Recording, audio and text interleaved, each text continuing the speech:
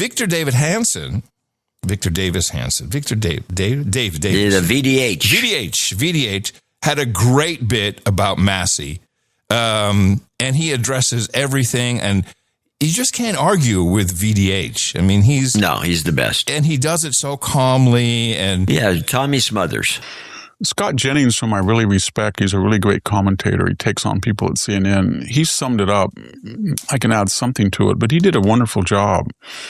He pointed out a couple of things, that the district that Massie represented in Kentucky is probably the reddest district in the United States. So those people wanted a strong, strong conservative.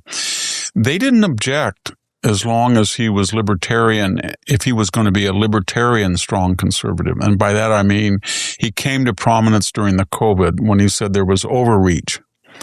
They even gave him some slack when he was opposing the big spending by both parties. But what they couldn't countenance was this, that when you can have the luxury of a Susan Collins in the Senate or a Rand Paul that don't vote 95%, they're mavericks. And sometimes they work, Lisa Murkowski.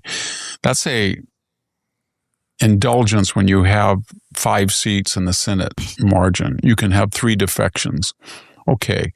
But when you're close in the House, every little seat, and they only got 2-seat margin, you can't afford that. So when he started, after he became a folk hero on the right, he decided that he was going to become famous on the Epstein files. And the problem with that was he didn't say a word really when Biden was president. And the vast majority of people who appear, whether it's Larry Summers or Reid Hoffman or all these people, they're on the left. So it didn't condemn Donald Trump. It didn't condemn a bunch of conservatives. And that's what he was trying to partner with AOC and others and saying, there's going to be Republicans. And it was a farce. All right. So he's going to give his voting record in a moment, and then he's going to address the Israel issue. But now it kind of makes sense to me now, because Massie was more what you'd call a classic libertarian, which I think is what Ron Paul always was, what Rand Paul is. Do you think that they're true Republicans, or are they they just feel like libertarians? And that's why a lot of people who listen to us and listen to other podcasts, they like that. They like he's in the middle. He's not going with those guys. Well, I'm not a big fan of libertarianism, even though I called myself one for a few years. It's okay. You slipped. It's okay. It's kind of a stupid moniker because it doesn't really mean anything specifically. John@Dvorak.org. Nah, I don't care. I know. But they always email me when you say these things. And they should. They should email you because they know that you can get to me. You're spiraling. So maybe. I mean, it seems to me that it's just a cop out for it's the old. I'm conservative when it comes to fiscal conservative. Yeah. I'm a social liberal. I'm a combination. I think drugs should be legalized, and they shouldn't be, and maybe they should be. I don't care. Everyone should do their own thing. That's the old. I think that's the basis. Is from. Back from the 60s. Do your own thing, man. Hippies, baby. Tune in, drop out. Yeah. Turn on, tune in, drop out. That kind of. That's where I think it all stems from, and it's corny. So just be an independent. Now that's the way to go, or non-affiliated in my case. Unaffiliated. We are both unaffiliated. Unaffiliated is the way to go. Here we go.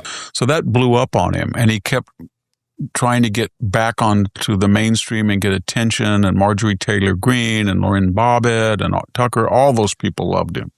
Boebert. That didn't work. And then so he voted, the big defections came when he voted against the big beautiful bill. He voted against the closing the borders, and he voted against the SAVE Act, voter ID. And this was the big one, the SAVE Act, and that's what Cornyn was also voting against, which makes no sense. I mean, the SAVE Act is the most sensible thing in the world, but okay. and he voted against the SAVE Act, voter ID. And once he did that, he crossed the Rubicon. The left made him into a brave maverick, but he was always an ambiguous, problematic person, as he didn't have a lot of principles. He had convenient principles because, as you pointed out, to save his skin, he put out a false ad that years ago Trump had endorsed him when he won 80% against no opposition, essentially. So he reran that to fool people and think that Trump had flipped. Number two, he said in his defeat that he couldn't find his opponent because he's in Tel Aviv. Does anybody really believe he lost because of the Jews? Yes. Entire villages of people believe this. Yeah, I agree with that. I agree with you. Yeah, they do. In fact, the notes that I got mostly was that the Jew money, what's her name?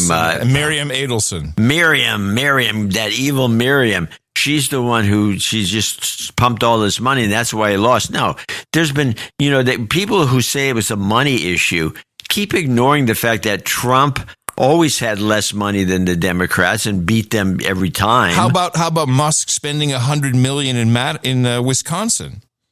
Yeah, and then Musk spent a ton of money in Wisconsin to defeat a couple of people, and they got nowhere. Yeah, but Jew money. So that money is a factor when all things are even. But when you have people that are running on the basis of various kinds of philosophies or screwiness that took place with this Massie thing. No, it's not a factor. It's a factor, but it's a minor factor. It wasn't because of the money that he lost. Although people will argue with me because I had this, my thesis is because of the fake scandal.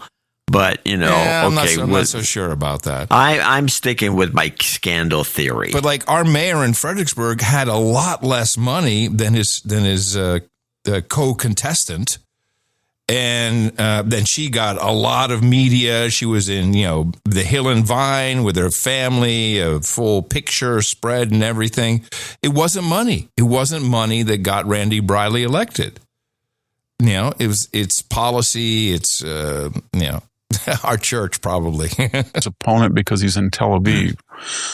Does anybody really believe he lost because of the Jews? He opposed the war, and he always votes against Israel, but that's not why he lost. He lost because he deliberately, on key votes that had nothing to do with Israel, turned on Donald Trump from a red district. It would be the analogous of, say, Nancy Pelosi's district. It's the bluest in the U.S., San Francisco. And then she started to vote with Republicans. That would be the end of her. Yeah, that to me sounds a lot more plausible for Kentucky. Well, somebody else pointed out that he wasn't doing anything for his district either. He was doing national issues. He was making a big fuss. He did nothing for the locals. Which is the biggest problem we have in politics in America in general. Everyone's always focused on the big national stuff. Look at your own town. Fix stuff there.